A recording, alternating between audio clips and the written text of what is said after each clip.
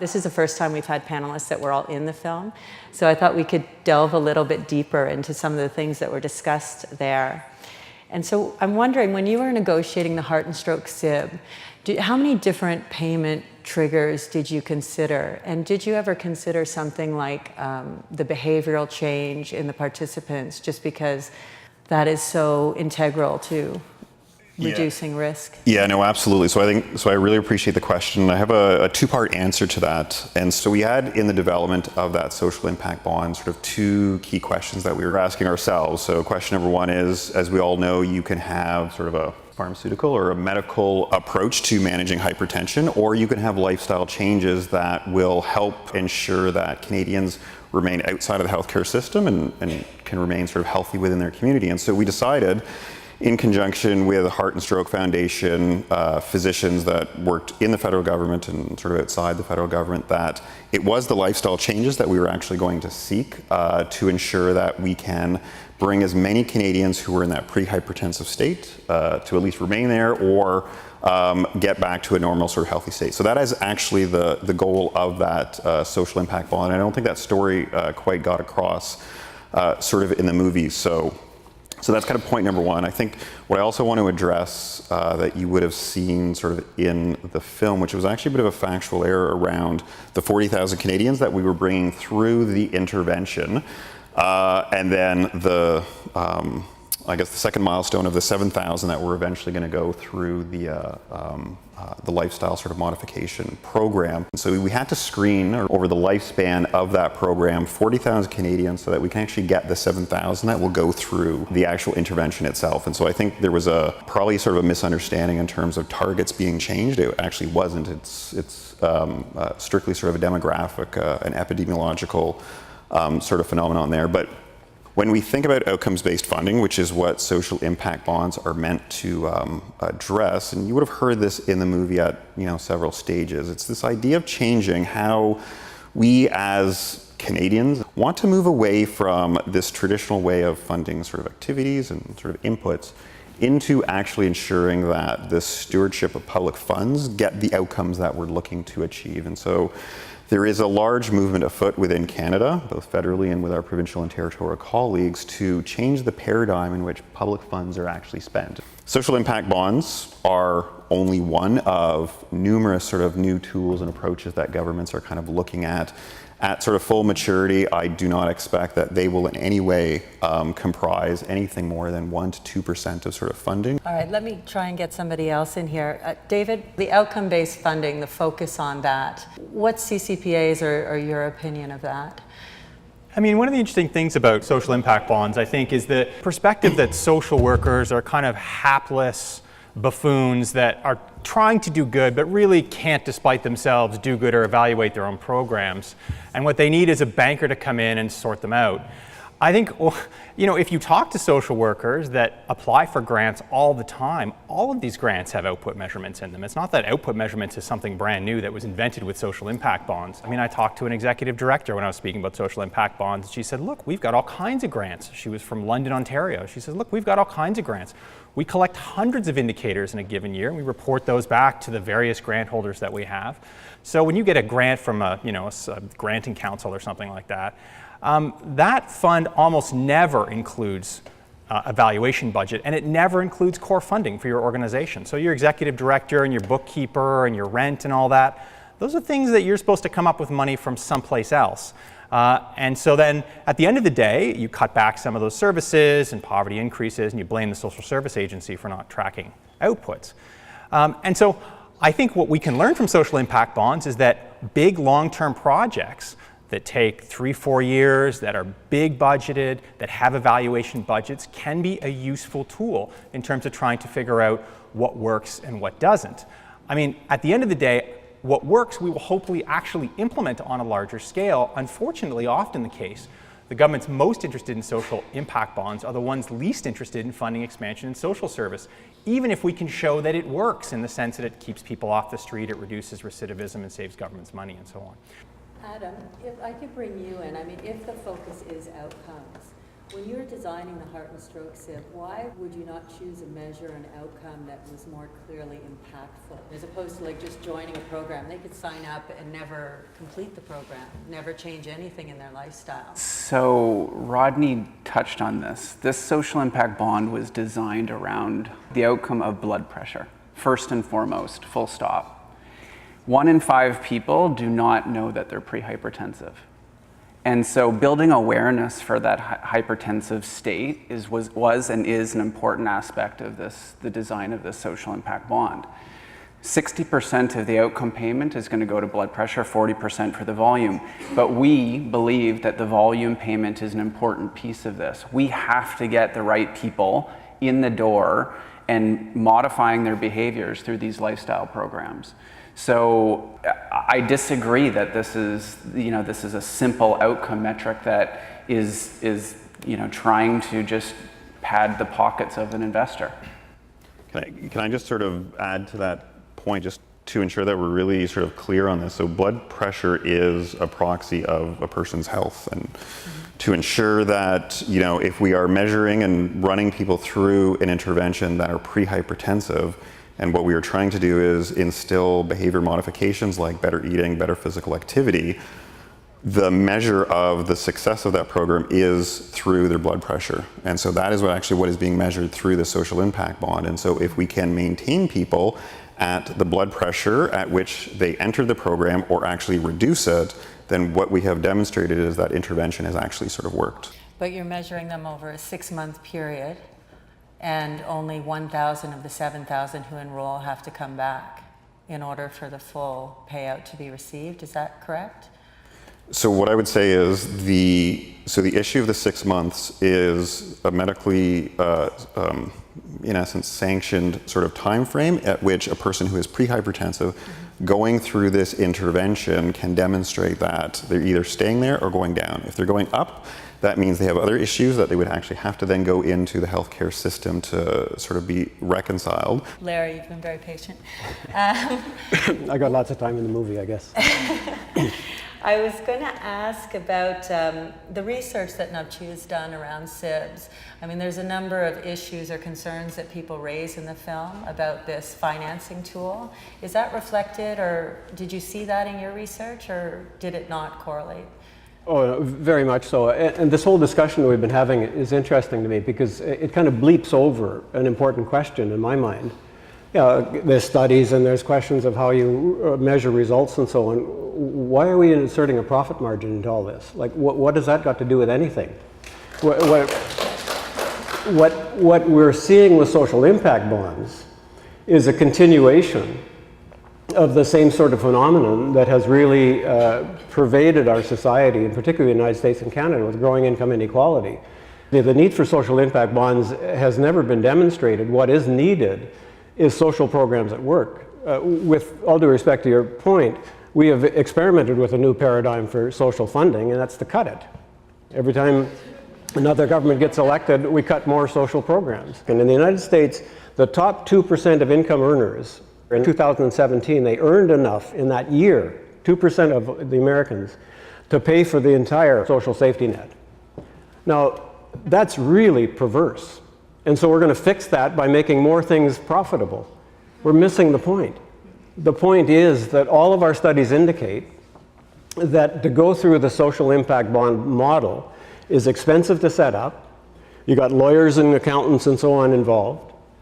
It's expensive to monitor because instead of there being a system that is designed for outputs, it's designed for profit.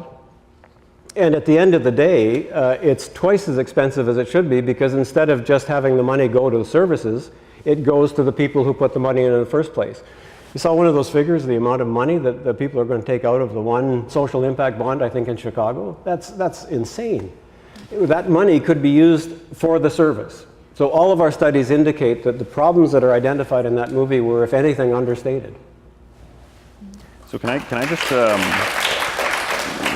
to sort of respond to a few of your points, Larry, because I think there's some mischaracterization going on. And so first off, what I'm going to say is, again, that what you would have seen in the film and this movement around social impact bonds is in no way sort of meant to convey sort of a panacea in terms of how... Well, you haven't debated Sir Ronald, I have. From Sir Ronald's point of view, social impact bonds are the best thing since sliced bread, and they're going to fix all the problems. I've debated him in front of the United Nations, and when I told him that what he was advocating was privatization, he didn't like it much, but he couldn't defend it. Okay, so just to be really clear, this has nothing to do with privatization. So the It's issue of... privatization. No, this has nothing to do with privatization. It's exactly privatization. What do you think privatization is? Privatization is moving something away from the non-profit public service into the profit sector. That's what that is. No, that's not exactly what that is. So in... You didn't see the same movie I saw. So I'm speaking from a Canadian perspective as well as most G7 sort of countries where governments are in no way sort of retreating or retracting from the payment of public services. What they're actually trying to do is move away from paying for outputs and activities which have no sort of bearing on the outcomes that we look to seek, and actually say, so can we clearly articulate the outcomes that we are looking for from a public spending standpoint, and how do we pay for those outcomes as opposed to paying for activities and outputs? Because I think what we can all agree with, if I could just finish my comment. Well, no, you've had a fair amount of time. If I can just finish my comment. And then we're going to bring in some audience questions. Sure. But What you're missing is that you could do all of that stuff without inserting the profit margin. And what a social impact bond does is precisely make public services into something that has to be sold on the basis of profit. And that's different. That's incorrect. we have a question over here. Hi, Tina Krause. I have this show, Buy Some Good. Hi, Adam. Adam did an interview, a very good interview with me last year, if anyone wants to look it up. My question really is about the construction of social impact bonds. As much as I can appreciate the outcome base and all that, the heavy evaluation, we don't provide other investors that can put their money in all kinds of ridiculous companies and futures and profits. We don't do the kind of due diligence. We don't prove ourselves to gain their money. But here in the nonprofit sector, when we're trying to benefit society, we are jumping through immense hoops. And if we could reduce all of that heavy burden, the evaluation, I do agree with cutting out the middle person, couldn't we quicken those social impact bonds? Because I do think people want a place to put their money. I mean, the problems of poverty are complex problems, and so it's difficult sometimes to come up with metrics. I think at the end of the day, one of the big problems with the profit margin is it hypothetically offsets the risk that governments incur by engaging in experimental quote-unquote social services and the delivery of those social services. But in the real world, there is no risk, right? We are providing profit to companies and investors and so on, but they're not taking on any risk. In essence, they are getting a government-guaranteed investment. And in Canada, you can see this. You design social impact bonds in such a way that there is no risk, or the risk is extremely limited. First reason is you can't burn investors too many times, otherwise they're not going to come back next year to fund your next social impact bond. And so what you want to do is you want to construct a social impact bond that's based heavily on previous, actually experimental social service delivery models, so that your risk is much lower. So somebody else has to prove the actual experimental stuff where the real risk is happening, and that's always going to be funded by government grants.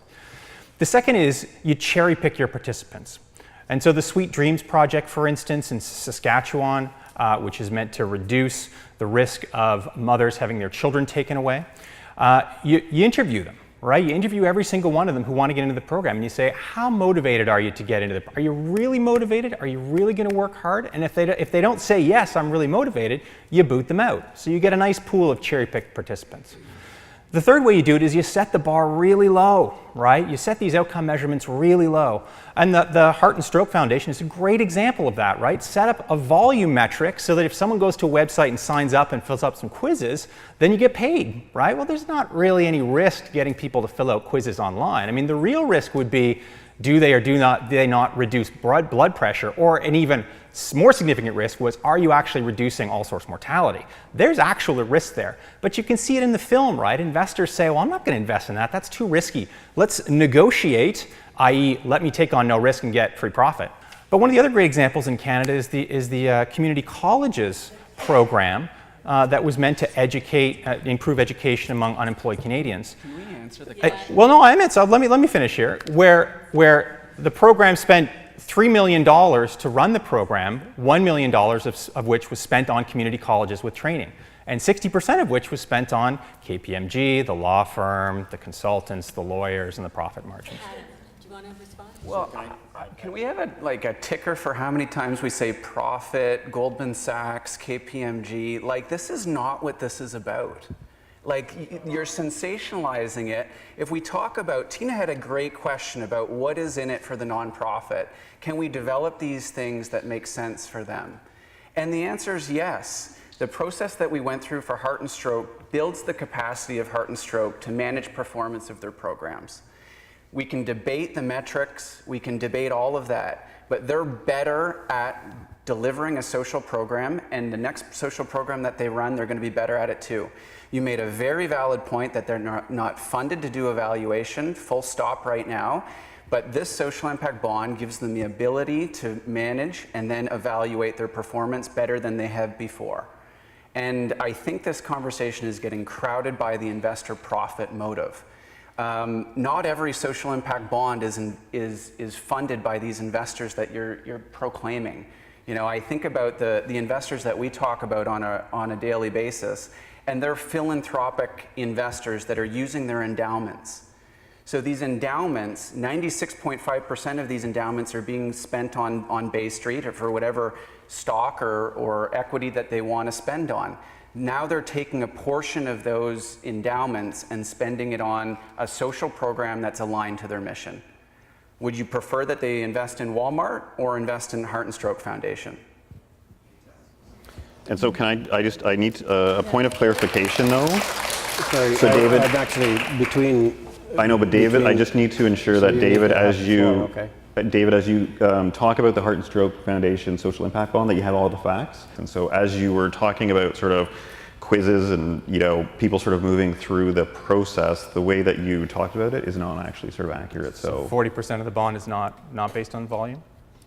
Okay, but so it is, as I sort of indicated earlier, in order to have an intervention actually apply to the population that you seek, you actually have to screen enough individuals to actually go through that intervention. What we normally see is in interventions that don't have sort of a rigorous evaluation attached to it, you actually don't know how many people go through it until the entire program has run its course.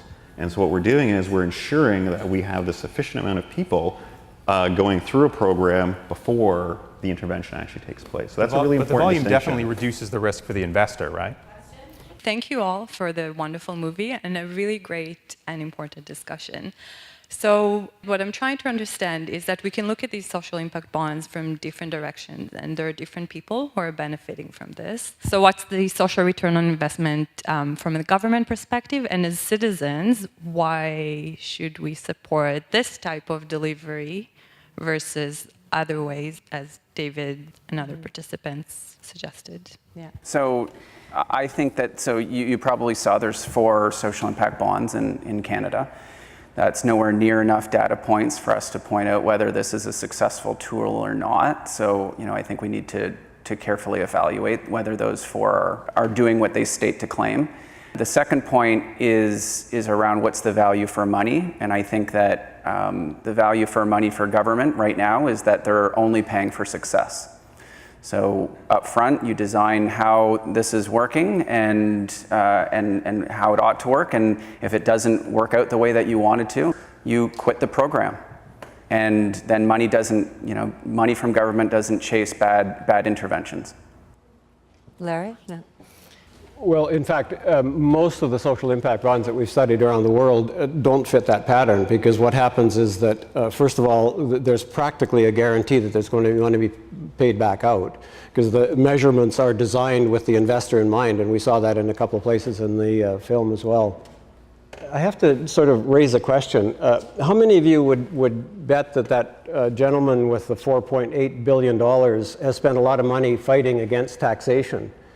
And how many of you would think that actually one way to pay for social services is to have fair taxation and fair public services paid for without the need of somebody to have to make a profit from doing it? Because what happens when you insert the profit margin, even if you get the answer to your question is a satisfactory one, you're slicing out a small group of people, presumably of a whole population base that needs that service. You're slicing out a little group and saying, we're going to make sure that somebody makes a profit off of giving you the service. But what about the people that aren't in that category? All the other people that need that service desperately, that aren't getting it because the government is busy trying to pretend that they're responding by funding a profit-making little process. There was, what, 1,000 people in one of those examples. There are probably 10, 20,000, 30,000 people who needed that service, and they're not getting it. I'm not sure, but I'm not sure any social policy is geared to serve all people. So, you know, like, we're trying to put a dent in the problem here. Yeah. So, you know, Larry, I think your point, anyone who's actually sort of run a program or delivered services will understand that there is no such thing as one program that can actually apply to all citizens.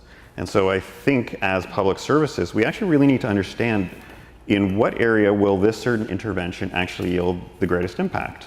And so once we sort of understand that, we can ensure that that remains deployed and then move on to the next sort of segment of the population, understand sort of what intervention can actually apply and yield the right result that we're looking for that population. So what we're actually trying to do is build a really strong evidence base that is rigorously assessed to ensure that public funds are spent where they're achieving the greatest impact. I didn't say I said everybody who needs that service, with respect. The second point that I would make is that what you say about the government experimenting with social impact bonds, I'm paraphrasing, would require then governments to follow up on successful social impact bonds and turn that into a universal program. And how many times has that happened? Very, very few times. Once the profit margin is exhausted, then people move on to something else they can make a profit from, and government moves on with them. Well, you can't actually say that because there haven't been that many social impact bonds. There are no social impact bonds that are actually completed in Canada. No, but there are Well, they're around the around the world, world. and they have So there are only 100 sort of in the world. 108 now, and there's Right. a number that have completed or about to complete. The one in Saskatoon is about to complete within a year, and there are no plans currently for governments to incorporate that into policy. That's inaccurate. Sweet Dreams has now municipal, provincial, and federal funding to continue the work that they've done based on success. We were just out there with Dale McPhee, and he said no. And nobody let Don share that story. Oh, let Don share. Don was on the panel and he had tons of time to speak, and I talked to him afterwards, and he said specifically, he said that the problem was there's no follow-up. Okay, well, follow up with Don then. We will. Okay, so one more question over here. Yeah. Hi, my name is Mark. I worked in the nonprofit sector for 8 years. Then I worked for a municipal public health agency for 15 years. And so I'm familiar with the nonprofit and social service funding sector.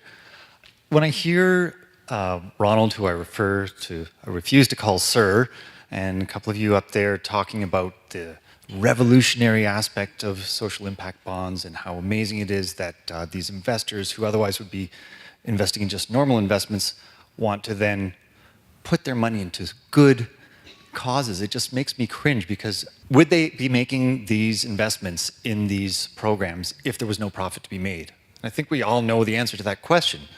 So why are we choosing to implement these very innovative social programs? I don't think anybody objects to the things that were featured in that film. I mean, like you've, as a filmmaker, successfully tugged on our heartstrings by showing how great the need is and how amazing these programs are. So somebody who's chronically homeless being given housing without being asked to pay for it, that is a needed thing, and we would all agree that we need to be investing in those things. The question is, how do we invest in it? Do we say, oh, the government doesn't have any money because we refuse to tax people properly, so let's bring in a private investor to provide the money? Or do we just tax fairly and do what we know needs to be done? So my question is that why go down the route of asking a private investor to come and make these very necessary investments when you can just change the way we've been approaching our approach to social services, which is cut spending and invest in the things that we all know are necessary? I mean, I think this is one of the foundational issues is we should be funding big, long-term interventions that try new ideas and that maybe are legitimately risky, and we should do rigorous evaluation on them. We don't do that presently. Frankly, if you're from the social service sector, you know all too well that grants are very limited term. They last a year or two. They change all the time. Your funding gets yanked. You can't bridge funding. It's a real problem, right? You can't implement, even on a small scale, interesting programs that you think might work and evaluate them properly. I think the panel would agree that that is a good idea that we should implement. The real question and the difference between us on the panel is, should we be paying private investors, as well as all the accounting and legal firms that all need to be involved, a profit margin such that we can implement those? Do we need to do that? And I would argue, as I just have, that there is no risk transfer here. Private companies are not actually taking on legitimate risk. In fact, all of the risk has been frittered away in order to get them to the table in the first place.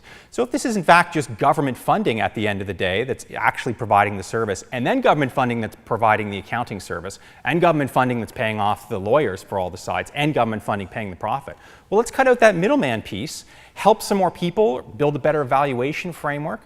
I mean, it's not that the government doesn't have $5 or $10 million.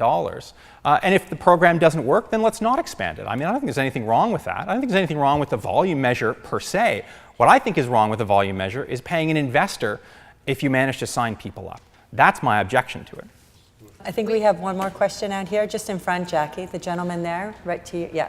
This is the first I've heard of this. I'm not from social services. I'm a high-tech entrepreneur. Almost everybody understands that there is a return that's based on risk and reward, meaning the higher the risk, the higher the reward is expected to be. We all understand that if we put our money in the savings bank, we'll probably get 0.75%. So if there's no risk, I don't understand why there is unfair profits. That's my first question. If the problem is the costs, such as KPMG or auditing, etc., almost all those costs go down over time.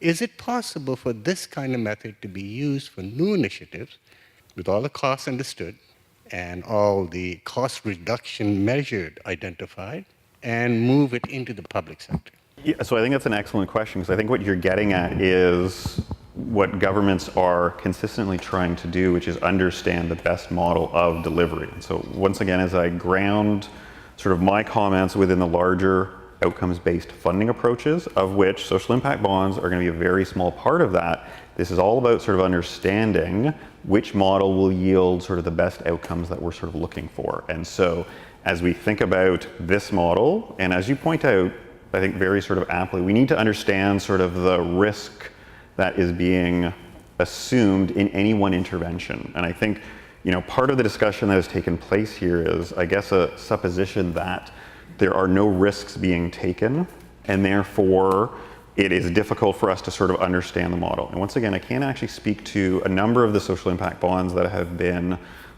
deployed elsewhere sort of globally, and we are still in the learning phases. 108 sort of global social impact bonds do not account for anywhere close to a certain, even 1% of the trillions of dollars that are spent globally on all social services. So I think we need to kind of keep this in perspective, and I think federally, as we look at spending over $35 billion in discretionary sort of public spending, we're actually talking about a very, very small percentage. But what we're trying to get at is understanding which models work, where risk can be assumed, how much is that risk worth, both for the public spending and sort of private sector and others.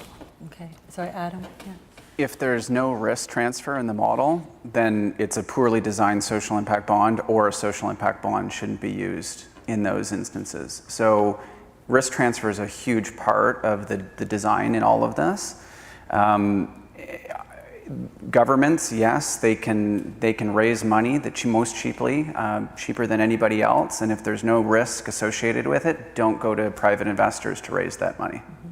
I think probably there's a difference of opinion on the panel about what the risk is. Let me say something else, is that truly risky programs investors won't want to be involved in, because they don't want to go to the casino, right? They don't want if they did want a 50-50 chance, they could go to the casino and get a better deal than 50-50 chance, depending on what game you're playing.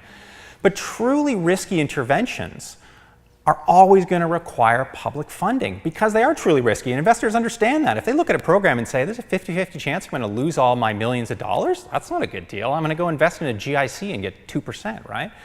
And so I think if we are interested in really innovative social programs on a small scale that we're going to pilot projects, see what works, rigorously evaluate it, and so on, we fundamentally have to publicly fund it because it's really only the public purse that's willing to take on that level of risk, because private sector investors are absolutely not going to take on the riskiest projects. It will end up having to be the public sector and governments doing that.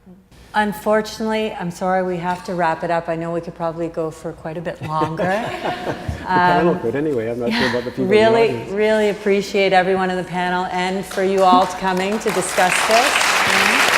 Thank you.